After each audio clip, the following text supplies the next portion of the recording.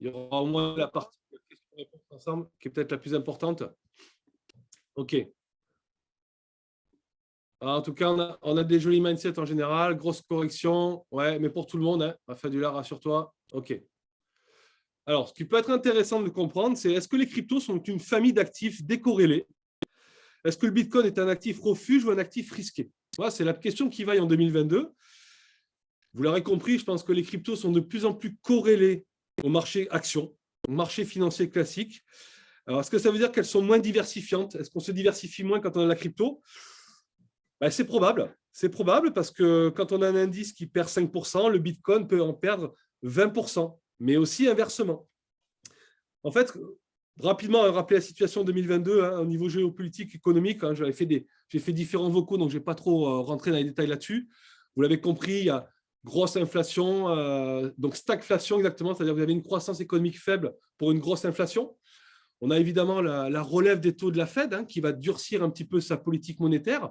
Donc, l'argent magique, vous savez, c'est le fameux argent là, qui est caractérisé par un retrait progressif des liquidités, en fait. Les banques centrales qui étaient là pour ajouter de la liquidité à la moindre frayeur, ce qu'elle fait en fait depuis mars 2020, cette année, elle nous a dit un petit peu, il va falloir compter sans nous, ou en tout cas un peu moins avec nous. Voilà, qu'est-ce qui se passe quand c'est comme ça? Quand vous savez, quand on a de l'argent qui n'est pas cher, on me dit souvent, Tesla, c'est Apple, 1100 $ sur Tesla, ben, c'est pas grave, j'y vais quand même parce qu'en fait, on a de l'argent qui est imprimé à outrance. Donc en fait, même des actions qui sont très chères, qui ne valent pas forcément leur valeur réelle, intrinsèque, on en achète encore, puisque l'argent est produit à outrance. Ça relève des taux, qui va être peut-être jusqu'à x4 d'ici la fin de l'année. Qu'est-ce qui se passe quand on est investisseur? Eh bien, ça nous interpelle, on s'est dit, oulala, là, si on a un petit peu moins d'argent magique, eh bien, je vais récupérer un peu de cash, je vais me protéger. Et qu'est-ce qu'on fait? C'est d'abord les titres à risque qui sont les premiers touchés, donc les actions et la bourse. Voilà, ça c'est un petit constat qu'on peut faire en ce début d'année. C'est ce qui explique qu'il y a eu des récupérations de profits et des drawdowns importants. Et puis, la semaine dernière, où là, on a été un peu rattrapé par la chute, qui a été assez impressionnante. C'est aussi la situation géopolitique avec l'Ukraine, toujours cette peur d'avoir un conflit armé, même si je pense que ce ne sera pas la suite logique, mais en tout cas, il y a toujours cette incertitude, et quand il y a l'incertitude, hop, on se protège, on récupère du cash. Voilà, donc ça, c'était pour vous donner un petit peu le prisme par rapport aux nouvelles macroéconomiques. Après, voilà, vous savez, c'est cette phrase de Warren Buffett, c'est quand la mer se retire, qu'on l'on voit qui se baigne nu. Ça, c'est une phrase qui est classique aussi. Bon, ce qui est important de comprendre, c'est que l'indice de référence qui est le Bitcoin, il est baissier depuis de nombreuses semaines, ça c'est indéniable. Tant qu'on n'a pas de signal de retournement, je parle de signal de retournement fort, c'est-à-dire que tant qu'on ne regagne pas des résistances comme 42 ou 45 000 $, c'est un actif où il faut rester prudent. Il faut pas. Oui, évidemment, j'ai mis des ordres d'achat à 37, 38 000 $, qui se sont déclenchés d'ailleurs dans cette chute de vendredi dernier. Ça, c'est une évidence, mais encore une fois, on peut, si le Nasdaq dévisse encore à nouveau, puisqu'on est corrélé maintenant au marché financier classique, si la peur, l'indice de la peur, vous savez qu'on appelle le VIX, qui est très corrélé au Bitcoin, rien ne nous empêche de nous retrouver encore à un Bitcoin à 30 000. Donc, voilà. L'avantage avec CryptoPhile, c'est qu'en attendant qu'on n'ait pas de retournement fort au niveau du Bitcoin, on va en accumuler. Et je vous donnerai d'ailleurs, je vais vous dévoiler une stratégie qui va un petit peu évoluer sur les signaux de trading que j'envoie tous les jours. Il y en aura toujours, évidemment, puisque c'est même dans cette période-là, on peut en accumuler le plus avant qu'il se redresse. Mais vous verrez, il y aura des targets un peu différentes. Après, ce n'est pas catastrophique. On le sait, depuis 2013, le Bitcoin il a connu une dizaine de corrections entre 50 et 85% de drawdown. Là, j'ai envie de vous dire, on a encore de la marge puisqu'on n'est qu'à 50%. Et c'est ce qui fait le charme des cryptos, encore une fois. C'est ultra volatile. Alors, les gens qui me disent, ouais, mais attends, je ne comprends pas, c'est pénible en ce moment, les cryptos, depuis 3 mois, là, on a l'impression que ça remonte, ça redescend à nouveau, il n'y a pas de tendance clairement définie. La raison, elle est très simple. C'est que la nouveauté dans les cryptos, c'est comme je vous disais tout à l'heure, on a les mêmes acteurs que sur la bourse, sur les actions, et surtout, il y a des produits dérivés. Il y a des contrats CME et il y a des effets de levier. Et ça, en crypto, ça n'existait pas jusqu'en 2020. Donc, du coup, comme on utilise les mêmes produits qu'en bourse, il y a beaucoup plus de liquidation. Parce qu'on a des gens qui utilisent des leviers à x100, en short ou à long, c'est-à-dire à l'achat, à la revente. Et au bout d'un moment, effectivement, il faut stopper tout ça. Il faut assainir le marché. Donc, vous verrez, ça va arriver souvent cette année. Par contre, il faut distinguer une liquidation une baisse, une correction avec un retournement de marché. D'après moi, on n'est pas en retournement de marché. Quand je vous disais tout à l'heure, en plaisantant bull market ou bear market, non, un bear market, c'est un retournement de marché où on a des points bas de plus en plus bas, ce qui n'est pas le cas puisque là, ça tient. Hein. À chaque fois, les supports clés sont rachetés, notamment sur le Bitcoin entre 32 et 38. Donc, tant qu'on a un bear market, ça va durer plusieurs jours, plusieurs semaines, voire plusieurs mois. Là, ce n'est pas le cas. Il n'y a pas de retournement de tendance. Je vous montrerai l'adoption aussi. Hein. C'est un schéma que j'aime bien utiliser parce que ça permet de comprendre la courbe hein, qui est vraiment ascendante jusqu'en au moins 2024-2025. Donc, en ce sens, il y aura beaucoup de corrections parce qu'il y a des effets de levier. Mais ce n'est pas pour ça que c'est un retournement de marché. Donc, c'est la difficulté cette année, c'est que la tendance, elle peut être, à tout moment, elle peut chavirer pour ces raisons-là. Donc, il va falloir être plus sélectif, avoir moins de crypto dans son wallet. Alors, petite question également, qui possède plus de 15 à 20 cryptos sur son compte Binance ou même sur plusieurs wallets, hein, il n'y a pas que Binance. Alors, actuellement, voilà. Qui possède plus de 15 à 20 cryptos? Moi, ouais. Oui, trop, ok, yes. Et oui, voilà, c'est la différence qu'on va voir un peu cette année. Rassurez-vous, ça ne veut pas dire que vos cryptos que vous avez actuellement n'ont plus de valeur ou qu'elles vont revenir à leur point initial. C'est juste que par rapport à la professionnalisation du marché, par rapport aux rotations sectorielles, effectivement, il va falloir avoir un peu moins de cryptos parce que déjà, c'est difficile à suivre, exact, Gwenaël. Et puis surtout, voilà, il y a des cryptos fortes, mais elles sont moins nombreuses parce que les secteurs, maintenant, vous pouvez avoir des secteurs performants, ça ne veut pas dire que tous les secteurs vont performer. Voilà. Et autre chose qui est intéressant aussi, c'est que vous savez que les stars de 2021, vous vous en souvenez, hein, c'est Solana, c'est Avax, c'est Cardano, c'est Luna en fin d'année dernière, c'est même la partie gaming.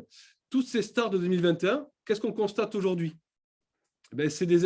Soit elles sont dans un range et elles ne bougent plus, soit je dirais même que graphiquement parlant, elles sont même pas intéressantes du tout, elles sont profondément baissières.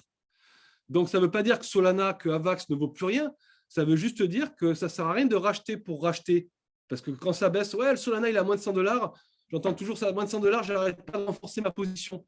Oui, mais s'il n'y a pas d'action sur Solana, est-ce que vous pensez que ça vaut vraiment le coup de renforcer tout le temps sa position sur Solana? Oui, on a des visions long terme, c'est important. Encore une fois, Solana, on ne sait pas s'il résistera à l'épreuve du temps. Vraiment, si vous voulez avoir une vision long-termiste, privilégiée encore pour l'instant, hein, parce qu'il y a tous ces layers 1, on les appelle comme ça, tous ceux qui ont leur propre écosystème, leur propre blockchain, c'est quand même encore très récent. On ne pourra pas dire qu'ils seront encore là dans 5 ou 10 ans. Les deux seuls où on peut le dire, c'est Ethereum et Bitcoin. C'est d'ailleurs pour ça qu'on traite tous les jours face à eux. Non pas que je n'aime pas les projets que je viens de citer, c'est juste que je n'ai pas suffisamment de visibilité à long terme pour nous envoyer une accumulation outrance sur ces projets-là. Là, en ce moment, on se rend compte que ce n'est pas les layers 1 qui ont du succès, c'est plutôt tout ce qui est interporabilité, tout ce qui est Oracle, parce que c'est les entreprises qui vont faciliter l'adoption massive de la blockchain en 2022. L'année dernière, c'était les professionnels. Avant, il y avait les innovateurs, les premiers adeptes dont on fait partie. Après, il va y avoir la foule. Après, il y aura 33% de la population mondiale qui vont posséder des cryptos. Ça, c'est dans l'horizon de 3-4 ans. Donc, on achètera la crypto comme on achète une action en bourse. Hein. D'après moi, ça va se passer comme ça. Mais pour l'instant, on a encore 3-4 belles années. Et ces 3-4 belles années, qu'est-ce que c'est? C'est les entreprises. C'est vraiment le secteur 2022. C'est pour ça que vous avez des projets comme Polkadot, comme Atom qui performent en ce moment, parce qu'elles vont faciliter l'adoption des entreprises par le fait de faire connecter les blockchains entre elles. C'est ça que ça veut dire interprétabilité. Hein. C'est l'Internet des blockchains. Voilà, donc ça, c'est intéressant. Même si le Bitcoin, il se passe moins de choses, on va en accumuler quand même pendant cette période, ne pas forcément se focaliser sur lui en ce moment. On le voit d'ailleurs, la dominance baisse hein, au profit des altcoins et de l'Ethereum. Voilà, donc quand on investit long terme, je vous dézoome un petit peu par rapport au constat de 2022, on fait du DCA et tout va bien. Vraiment, tout va bien. Rassurons-nous, c'est ma vision depuis 2016, je continue à la mettre en place. Je suis Jean-Claude DCA. Voilà. C'est-à-dire que j'achète régulièrement, tous les mois, à des prix différents. Je réduis les risques, la volatilité. Et là, après, le risque que j'ai remarqué aussi, c'est que la plupart d'entre nous, on est des holders, on a une vision long terme et en même temps, on a une psychologie d'un trader intraday, c'est-à-dire qu'on regarde le marché toutes les heures. Et là, par contre, il y a une dissonance, c'est-à-dire que vous êtes holder et en même temps, vous regardez le marché toutes les heures. Donc, effectivement, ce n'est pas la même psychologie. Donc, ça peut créer des résistances, on prend des décisions hâtives et souvent, on peut vendre à perte pour ces raisons-là. Mais le projet Cryptophile est évidemment un projet à long terme. On va avoir plusieurs unités de temps, je vais vous en parler dans un instant. Il y a plusieurs stratégies. Mais quand on est sur le long terme, ben, la vraie question à se poser, c'est quoi? Est-ce qu'on croit toujours dans la classe d'actifs sur le long terme? Ben, la réponse est évidemment oui. En tout cas, me concernant depuis 2016, j'ai une confiance inébranlable dans le protocole Bitcoin et Ethereum et tous ceux qui arrivent. Et surtout, vous l'aurez compris, ce qui est génial, là, par contre, autant il y a des gens qui disent « Ah, c'est trop tard le Bitcoin, il fallait en acheter avant ». Ce qui est génial, par contre, c'est qu'on a la blockchain 2.0, vous l'aurez compris. Vous savez, on entend parler souvent de NFT, de DeFi. Il y a l'immobilier, les entreprises, il y a les œuvres d'art, il y a la musique. Le monde va se tokeniser. Ça, c'est une excellente nouvelle parce que là, pour le coup, on est vraiment les innovateurs, hein, comme ceux qui ont découvert le Bitcoin en 2012. On est vraiment les premiers. Et on peut s'en féliciter parce qu'il y aura beaucoup d'opportunités et pas seulement sur les cryptos. Voilà un petit peu ce que nous annonce la blockchain 2.0, la blockchain 2022. Et puis voilà, c'est une classe d'actifs qui est vraiment en tendance. Est-ce que vous connaissez la différence entre une bulle et une tendance? Petite question sur le chat et puis après on va interagir ensemble, hein. Je vais vous redonner un petit peu la parole également. Est-ce que vous savez ce que c'est une bulle? Est-ce que ça vous dit quelque chose? Qu'on entend souvent ce mot-là en ce moment. Est-ce que vous voyez la différence qu'il peut y avoir entre une bulle et une tendance? Alors, je regarde sur le chat, je n'ai pas de réponse pour l'instant. Tendance, momentum, ouais, Gonal, pas mal, intéressant.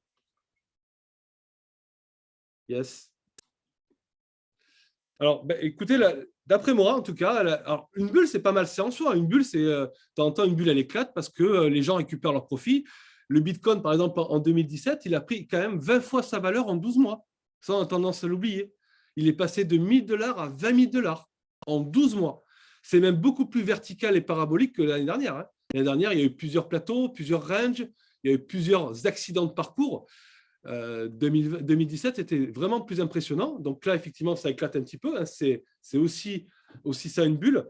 Mais là, la différence, en fait, c'est que le marché crypto, il devient de plus en plus mature, puisque justement, il est quand même corrélé au marché financier classique, aux indices boursiers. Donc maintenant, il faut vraiment regarder le indice SP500 et le Nasdaq. Suivant la réaction du Nasdaq et du SP500, vous savez que les cryptos vont reproduire la même chose en accéléré. Alors, pour quelle raison?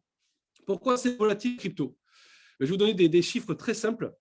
Vous savez que la crypto, actuellement, la market cap, elle est de, on va regarder ensemble en temps réel. Pourquoi ça bouge? Pourquoi sans arrêt? Oh là là, j'en peux plus, ça monte et ça redescend. Et je pensais que finalement, c'était bon, on allait se retrouver sur une tendance qui allait durer des semaines ou des mois. Alors, on va se mettre ici sur le total crypto market cap. Voilà, comme on peut le voir ici, on est à 1700 milliards à peu près en temps réel, en crypto market cap, c'est-à-dire la totalité des capitaux injectés dans la crypto. Alors pourquoi c'est volatile? Parce qu'en fait, quand vous prenez d'autres chiffres, vous connaissez peut-être un peu le forex, qui est le marché des devises, hein, c'est spéculatif. On spécule sur une devise par rapport à une autre, ce qu'on appelle des CFD. Le forex, c'est 5000 milliards par jour, en moyenne, hein, avant la grosse chute qu'on a eue il y a 10 jours. Je vais vous donner un autre exemple pourquoi c'est volatile, hein, pour qu'on comprenne qu'on est vraiment une goutte d'eau encore parmi les actifs financiers.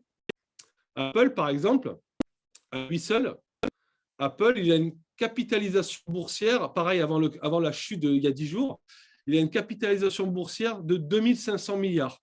C'est-à-dire qu'en fait, vous prenez juste l'action de Apple, elle est plus grosse que toute la crypto market cap. Voilà pourquoi, en fait, tout ce que font les marchés financiers, nous, on le fait en accéléré, en beaucoup plus disproportionné. Mais c'est aussi pour ça que les marchés crypto sont plus rentables. Il faut vraiment le comprendre comme un synonyme. Donc maintenant, il faut que la volatilité, on en fasse une force et pas une faiblesse. C'est pour ça que je vous disais tout à l'heure, dès qu'on fait des gains, mais vraiment, protégez-les en USDT. Cette année, ça va être une règle d'or, c'est d'avoir très sincèrement, pour l'instant en tout cas, d'avoir entre 20 et 30% de cash d'USDT dans son portefeuille. En tout cas, au premier trimestre, c'est comme ça que je le vois. En tout cas, c'est mon prisme de lecture. Croisez vos recherches. Je ne suis pas agréé par l'AMF. Je peux évidemment me tromper. Je ne suis pas Madame Irma. Mais de ce que nous propose le projet, les cryptos actuellement, il faut avoir du cash parce qu'on est dans l'incertitude et dans l'inertie. Vraiment, dès que vous faites des gains, vous les protégez. Indépendamment d'avoir des targets à long terme, sur du court terme, on protège parce que pour les raisons que je viens de vous indiquer. Voilà. Alors, la différence entre une bulle, très rapidement, et après, vraiment, on repasse en mode échange. La bulle spéculative, c'est lorsqu'en fait, on a un actif, on a des prix qui ne valent rien. C'est ce qu'on appelle, vous savez, dans le jargon du trading, on appelle ça du gamma, du squeeze. Du gamma, il y a l'alpha, le bêta, le gamma et le squeeze. Ça, c'est quand on a une débilité cupide et spéculative à outrance. C'est quand les gens, en fait, ils jouent sur des produits dérivés et les actions ne s'échangent pas. Apple, ça a été son cas. Apple, là, l'action, elle monte et les volumes diminuent. C'est-à-dire qu'en fait, Tesla est aussi un peu comme ça. Vous avez la différence entre une bulle et une tendance, c'est que la tendance, elle conserve la valeur, alors que la bulle, pas du tout. Et si on parle plutôt des cryptos, ben, ETH, par exemple, il y a de la distribution de volume. Le volume, il est là pour supporter la valeur, en fait. Il y a des échanges. Puis, comme je disais tout à l'heure, il y en a de moins en moins en circulation. Donc, quand on a un actif qui se raréfie, évidemment, sa valeur est corrélée à son prix. Voilà, ça, c'est vraiment la différence entre une bulle et une tendance. C'est pour ça que je pense, d'après moi, que la crypto, c'est plutôt une tendance. Surtout, encore une fois, ceux qui pensent que les cryptos, c'est trop tard, ça va repartir à zéro. Il va être difficile d'enlever les cryptos maintenant des actifs classiques parce que ça fait 15 ans que ça existe. Hein, ce n'est pas comme quand le Bitcoin venait de naître en début des années 2010. Là, maintenant, tout le monde en possède. Et ça devient même un moyen de paiement partout dans le monde. Donc ça, on peut se rassurer, on n'est plus sur une tendance que sur une bulle. Voilà, maintenant, à court terme 2022, ben, il n'y a pas de direction franche, vous l'aurez compris. Hein.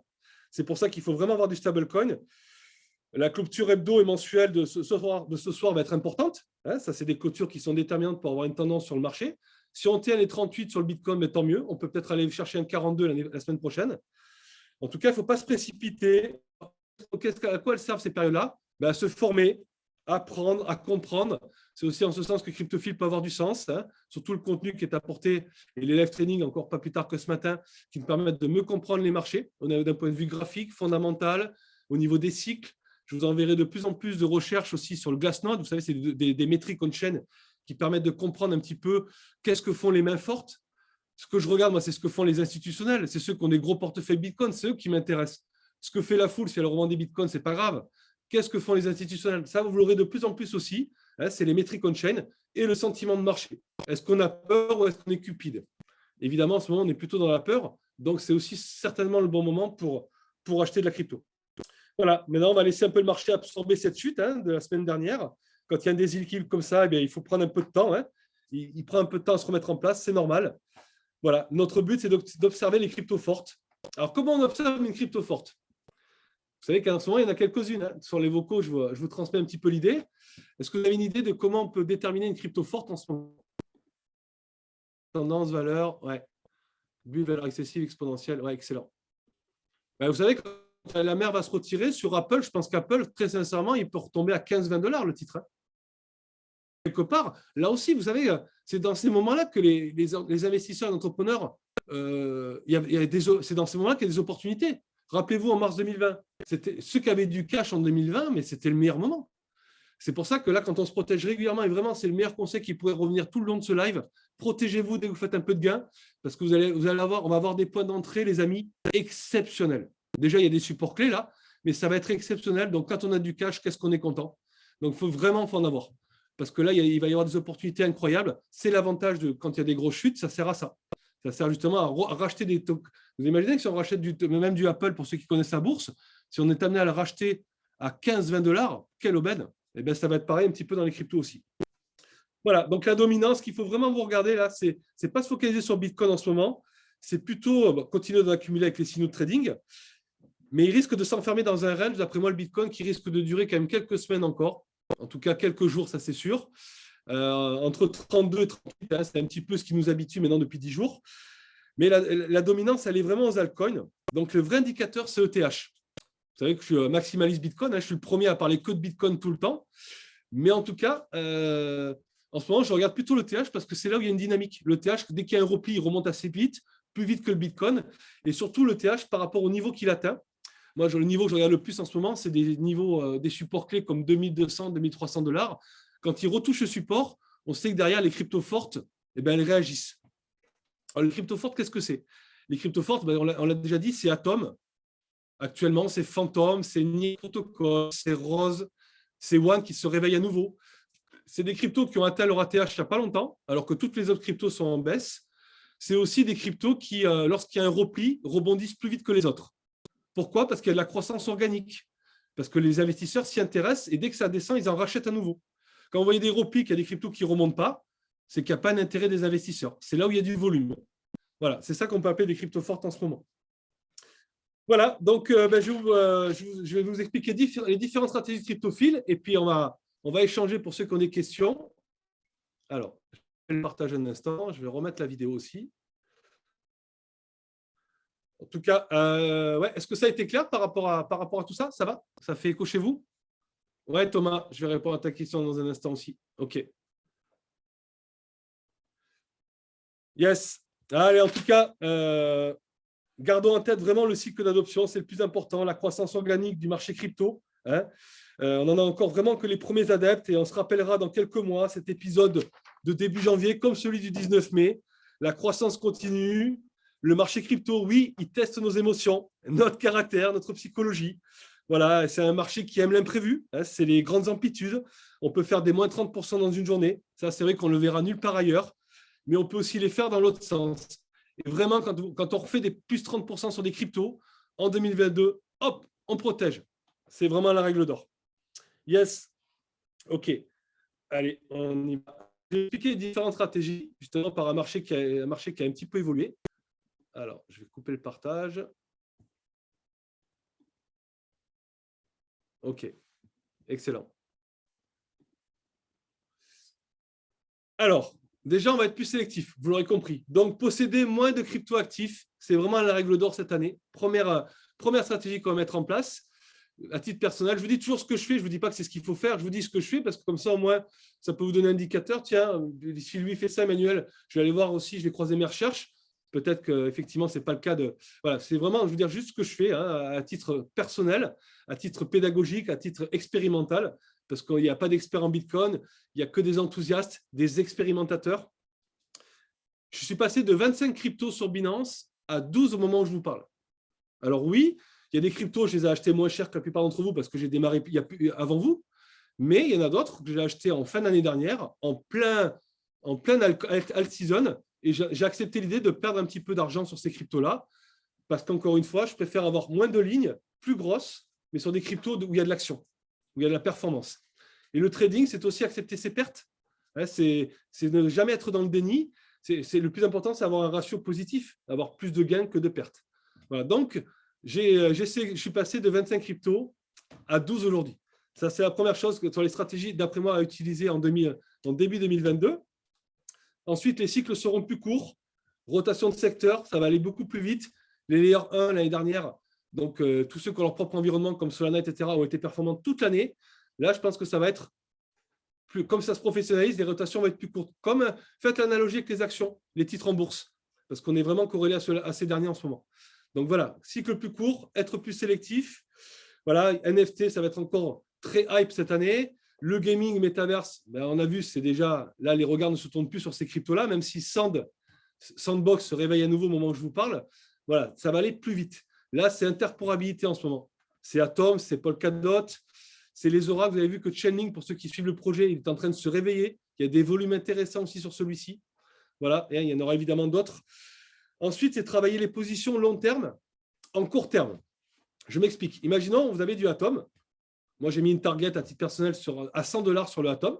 Voilà, je ne sortirai pas de cette position tant que je ne serai pas arrivé à $100. Là, c'est génial parce qu'il y a un petit repli sur Atom. Il se paye à 28 ou $29 au moment où je vous parle. Il a fait son ATH au mois de janvier. Hein. C'est une des rares cryptos qui a fait son point le plus haut cette année. Et donc, ma target ultime, c'est $100 sur Atom. Donc, une position moyen terme. Mais à l'intérieur même de cette position, qu'est-ce que je fais? C'est-à-dire que 70%, c'est $100 et 30% qui restent, en fait, dès qu'il y a un repli, là, par exemple, $28, j'en ai racheté aujourd'hui. Pour ça, il faut avoir du cash, on est bien d'accord. Et je rachète à $28 et dès que ça remonte à 32 ou 34, qui sont des supports intéressants, je revends. Et je fais des allers-retours comme ça. En fait, je travaille la position en plus de la garder sur le long terme. Je ne sais pas si c'est très clair, hein, parce qu'effectivement, tout le monde n'a pas forcément le même niveau aussi au moment où je vous parle. Hein, je sais qu'il y a tout le monde, je ne connais même pas tout le monde sur le chat aujourd'hui. Mais quand vous avez une position, contrairement à l'année dernière, où on la garde et on surfe sur la performance, cette année, on garde des positions moyen terme et à l'intérieur même des positions 30%, hein, 70%, vous la gardez en long terme. Et les 30% de cette position, on achète les replis, les supports clés. Donc, je vous les redonnerai sur les cryptos fortes du moment. Comme ça, ben là, on rachète à 28. Dès que l'atome retouche les 32, 34, on revend. Ça fait 15 ou 20% de profit et on les met en USDT. Alors, ça peut être une stratégie intéressante cette année. Ensuite, les signaux intraday. Il va y avoir une petite évolution. Pourquoi? Parce que comme il y a l'incertitude sur les marchés, comme il n'y a pas de tendance clairement définie, on n'a pas de retournement de structure.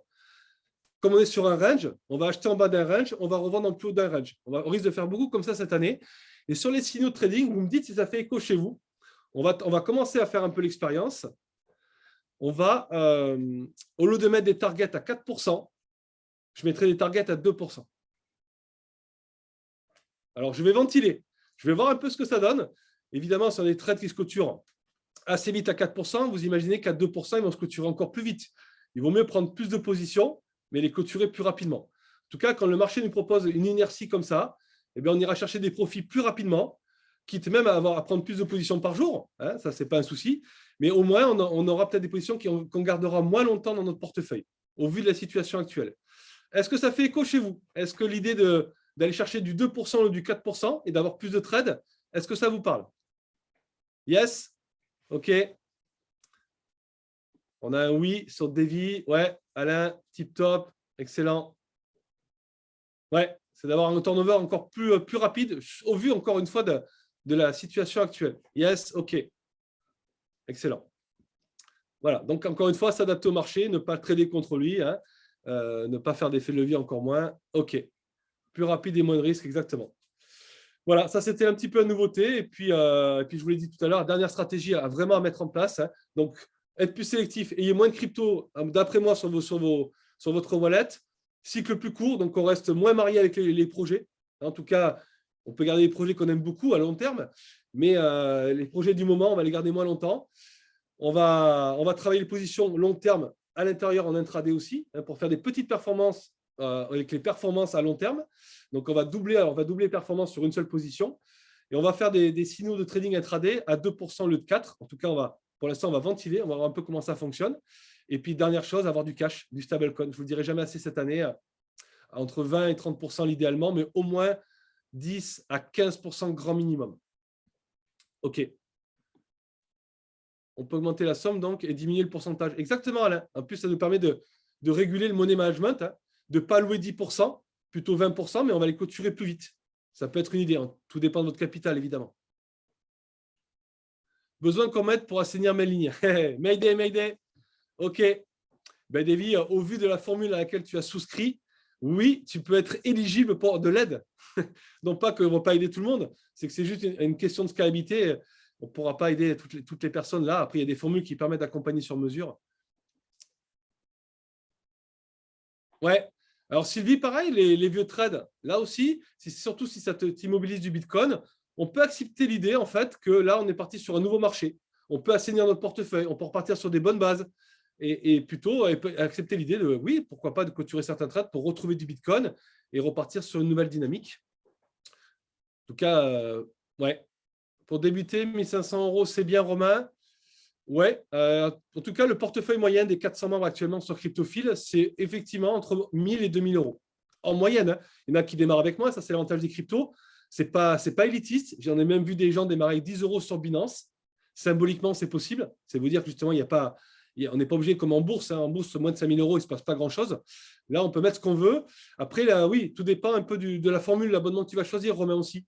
Si tu veux l'absorber plus vite, voilà, si tu prends un abonnement d'un an, 1 000, 2 000 € pour démarrer, c'est mieux. Puis tu peux acheter par palier, encore une fois. Hein. Commencer avec 500, 1 000, puis dès que tu peux, rajouter au fur et à mesure. C'est évidemment très pertinent aussi. Yes. Alors, OK. Est-ce qu'on a d'autres questions? Je vois qu'il y a pas d'interrogation pour Alain. Qu'est-ce que j'ai raté, Alain? Tu m'as posé une question, je n'ai pas répondu. Si? OK. OK, c'est bon. Ouais, on y a répondu par la suite. Est-ce qu'on a des personnes qui ne sont pas encore abonnées chez Cryptophile, qui sont connectées aujourd'hui? Est-ce qu'on a encore des gens qui ne sont pas encore abonnés? Parce que l'idéal, c'était de partager ce live tous ensemble, même avec le canal free. C'était vraiment l'objectif. Ouais, on en a quelques-uns, effectivement. OK. Merci Yanis, merci. Le partage, la transmission, c'est voilà, c'est vraiment le fer de lance, l'ADN de Cryptophile. C'est pas être un fournisseur de signaux, parce que ça, là, regarde, vous n'avez pas besoin de Cryptophile. Vous allez sur Telegram, vous allez avoir des canaux anglo-saxons qui vont vous balancer des copier-coller. C'est génial, mais si vous ne comprenez pas comment ça se fait et pourquoi vous le faites, le jour où le canal s'arrête, ben, vos revenus s'arrêtent aussi. Non, nous, on va beaucoup plus loin que ça, effectivement, c'est d'avoir ce côté académique, de comprendre dans quoi on met les pieds. C'est pour ça que je voulais faire ce live avec vous aujourd'hui. Vous avez vu, là, on a déjà dézoomé un petit peu, dégrossi la situation actuelle pour mieux comprendre justement comment on va attaquer les stratégies en 2022. Ouais, OK. Ouais, avec Anthony, Romain, tout à fait. Anthony va t'accompagner du mieux possible pour te permettre de bien démarrer. OK, excellent. Alors, est-ce qu'on a d'autres questions? Ça fait déjà 50 minutes. OK, ça va vite. J'ai beaucoup parlé encore. Hein. Ça, c'est vraiment que je travaille de ce côté-là. OK. Yes. Alors, s'il y en a qui veulent prendre la parole aussi vocalement, vous pouvez. Hein. Je vais démuter les micros. Ouais, ça a été enregistré, mais pas l'intégralité. Enfin, il y a le premier quart d'heure qui ne sera pas en replay, mais l'essentiel est formaté en enregistrement. Ouais. Oui, bonsoir tout le monde. Je me permets de prendre un peu la parole, Emmanuel. Merci Anthony. Salut à toi. Hey, salut. Bon, je ne mets pas ma caméra parce que je suis dans le noir. Je suis en train sur la route. Yes. Là, c'était surtout pour les personnes qui ne sont pas abonnées. Alors, ne vous inquiétez pas. Vous pouvez prendre la parole soit sur le canal Discord pour poser vos questions, éventuelles dernières questions avant de vous abonner ou autre. Hein.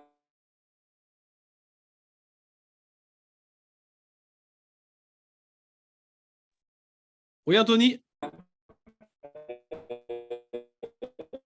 Ah. Ouais. Répondra, toute l'équipe vous répond sur. Et il y a également la possibilité sur. On te perd régulièrement parce que comme tu es en déplacement. On a perdu ? On te perd un petit peu comme tu es en voiture, je suppose que c'est pas top. Ouais. Ouais, bon, du coup, je vais me taire alors. Implicitement, c'est pas ce que je voulais dire, mais c'est comme ça que tu l'as compris. En tout cas, le message, c'est pas. Ouais, je vais le refaire, mais je pense qu'on est. Je vais le refaire. Je vais parler en ton nom. Ouais, effectivement, pour l'accompagnement, on a le Discord free, le canal free. Vous pouvez même taguer. Vous pourrez retrouver mon nom, celui d'Anthony, hein, et revenir vers nous en privé. On est toujours là pour répondre à vos questions, pour vous aider à démarrer.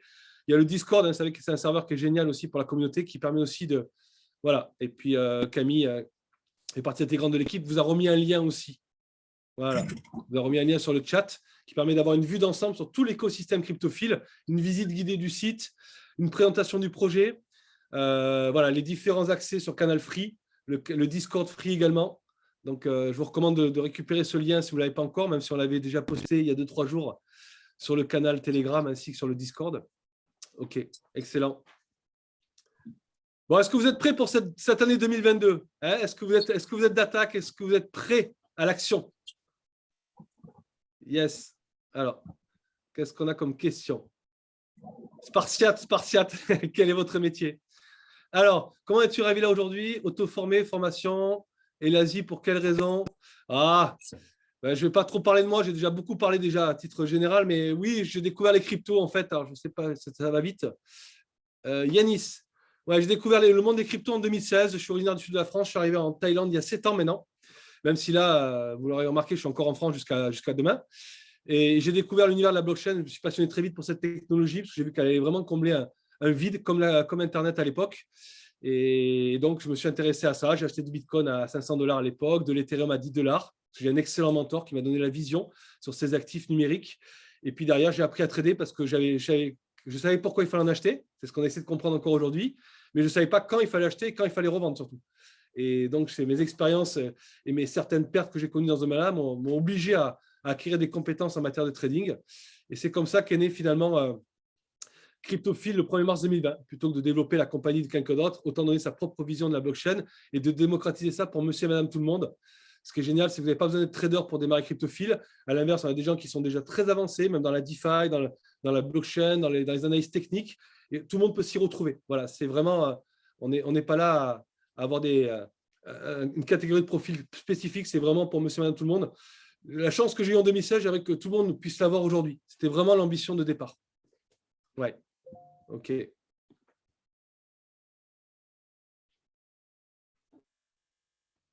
Alors, c'est avec plaisir, Yanis. De toute façon, ce qu'on pourrait faire, c'est éventuellement une présentation du projet. Comme ça, on peut se représenter nous aussi. On sera dans un format avec plus de proximité, plus intimiste, hein, parce que là, je ne vais pas imposer ma présentation encore et comment j'en suis arrivé là devant beaucoup de gens qui me connaissent.